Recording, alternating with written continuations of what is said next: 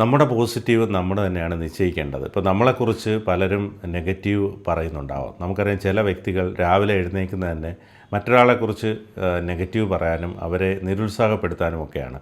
ഇപ്പോൾ നമ്മളോട് ഒരു വ്യക്തി നമ്മളെക്കുറിച്ച് നെഗറ്റീവ് പറഞ്ഞാൽ നമ്മൾ അയാളെ ഇഷ്ടപ്പെടുക. കാരണം നമുക്ക് അതൊരു ഊർജ്ജമായി ഉൾക്കൊണ്ടുകൊണ്ട് നമ്മൾ മുന്നോട്ട് പോവുക.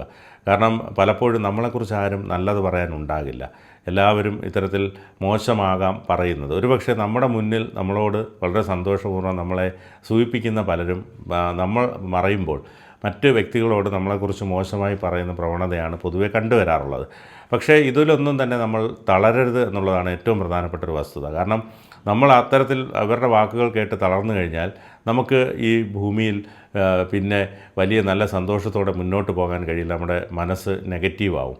അതുകൊണ്ട് തന്നെ ഇതൊരു ഊർജ്ജമായി കൈക്കൊള്ളുക എന്നുള്ളതാണ്. നമ്മളിപ്പോൾ പ്രധാനപ്പെട്ട രാഷ്ട്രീയ നേതാക്കളെയൊക്കെ എടുത്ത് പരിശോധിച്ചാൽ പിണറായി വിജയനാണെങ്കിലോ അല്ലെങ്കിൽ വി ഡി സതീശനാണെങ്കിലോ രാജീവ് ചന്ദ്രശേഖർ ആണെങ്കിലോ ഇവരെക്കുറിച്ച് ഓരോ ദിവസവും എന്തെല്ലാം നെഗറ്റീവുകളാണ് ട്രോളുകളാണ് വരുന്നത്. പക്ഷേ ഇവർ ആ നെഗറ്റീവ് കണ്ടുകൊണ്ട് ഈ പ്രവർത്തന മണ്ഡലത്തിൽ നിന്ന് അല്ലെങ്കിൽ അതിൽ നിന്ന് മാറി നിന്ന് കഴിഞ്ഞാൽ അവരുടെ അവസ്ഥ എന്താകും? ഇപ്പോൾ സിനിമാക്കാരെ സംബന്ധിച്ച് നോക്കിയാലും എല്ലാം നെഗറ്റീവ് വരാറുണ്ട്. ഇപ്പോൾ ഒരു സിനിമ നല്ല രീതിയിൽ അഭിനയിച്ചാലും തിയേറ്ററിൽ പോകുന്ന 90% പേര് നല്ലത് പറഞ്ഞാലും ഒരു 10% പേര് അത് ശരിയായില്ല എന്ന രീതിയിലൊക്കെ പറയാറുണ്ട്. പക്ഷേ അതൊക്കെ കേട്ടുകൊണ്ട് ഈ നടന്മാരോ അവരൊക്കെ നിരുത്സാഹപ്പെട്ട് ജീവിതം നിരാശയോടെ ഹോമിക്കപ്പെടുന്ന കണ്ടിട്ടുണ്ടോ? ഒരിക്കലും അങ്ങനെ ഉണ്ടാവരുത്. പക്ഷേ പലരും നമുക്ക് ശ്രദ്ധിച്ചാൽ അറിയാം, ചിലരൊക്കെ എന്തെങ്കിലും ഒരു മോശം പറഞ്ഞാൽ, പ്രത്യേകിച്ച് ഇപ്പോഴത്തെ ജെൻസി തലമുറ പുതിയ തലമുറയൊക്കെ എന്തെങ്കിലും ഒരു വിമർശനാത്മകമായ രീതിയിൽ കാര്യങ്ങൾ പറഞ്ഞാൽ അവർ പെട്ടെന്ന് ഡള്ളാകുന്നു, പാനിക്കാവുന്നു, അല്ലെങ്കിൽ അവർ ഒരു ഡിപ്രഷനിലേക്ക് പോകുന്ന ഒരവസ്ഥയിലേക്ക് കാര്യങ്ങൾ എത്തുന്നു.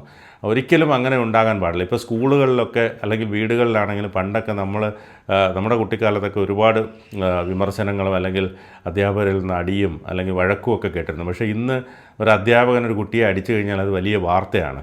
അധ്യാപകൻ കുട്ടിയെ തല്ലിച്ചതച്ചു എന്ന രീതിയിൽ വലിയ ചാനലുകളിലൊക്കെ വാർത്ത വരികയാണ്. അപ്പോൾ അതുമാത്രമല്ല, ഒരു വീട്ടിൽ ഒരു കുട്ടിയായിരിക്കും അച്ഛനും അമ്മയ്ക്കും ഉണ്ടാവുക. അപ്പോൾ അവർ എന്ത് പറഞ്ഞാലും വാങ്ങിക്കൊടുക്കുകയും മക്കൾ വിഷമിക്കരുതെന്ന് പറഞ്ഞ് മക്കൾക്ക് ഒരുപക്ഷെ അവരെക്കൊണ്ട് വാങ്ങാൻ കഴിയാത്ത വസ്തുക്കളാണെങ്കിൽ പോലും വാങ്ങിക്കൊടുക്കാൻ, കടം വാങ്ങിച്ചാണെങ്കിലും വാങ്ങിക്കൊടുക്കാൻ ഇപ്പോഴത്തെ മാതാപിതാക്കൾ ശ്രദ്ധിക്കുന്നുണ്ട്. ഇപ്പോൾ നമുക്കൊക്കെ നമ്മുടെ കുട്ടിക്കാലത്ത് ഒരു സൈക്കിൾ വാങ്ങണമെങ്കിൽ 5ാം ക്ലാസ് 6ാം ക്ലാസ് 7ാം ക്ലാസ്സൊക്കെ ആയാലും വീട്ടുകാർ വാങ്ങിത്തരില്ല. പക്ഷേ ഇപ്പോൾ ഒരു 1ാം ക്ലാസ്സിൽ പഠിക്കുന്ന കുട്ടിക്ക് തന്നെ സൈക്കിൾ എത്തുകയാണ്. അപ്പോൾ അവർക്ക് ഈ ആഗ്രഹിക്കാൻ പോലും സമയം കൊടുക്കാതെ ഇത്തരത്തിലുള്ള വസ്തുക്കൾ എത്തുമ്പോൾ ഇവർക്ക് മറ്റ് പല മയക്കുമരുന്നിലേക്കോ അല്ലെങ്കിൽ അങ്ങനെയുള്ള കാര്യങ്ങളിലേക്ക് ആകർഷിക്കുന്ന ഒരവസ്ഥയിലേക്ക് എത്തുന്നു.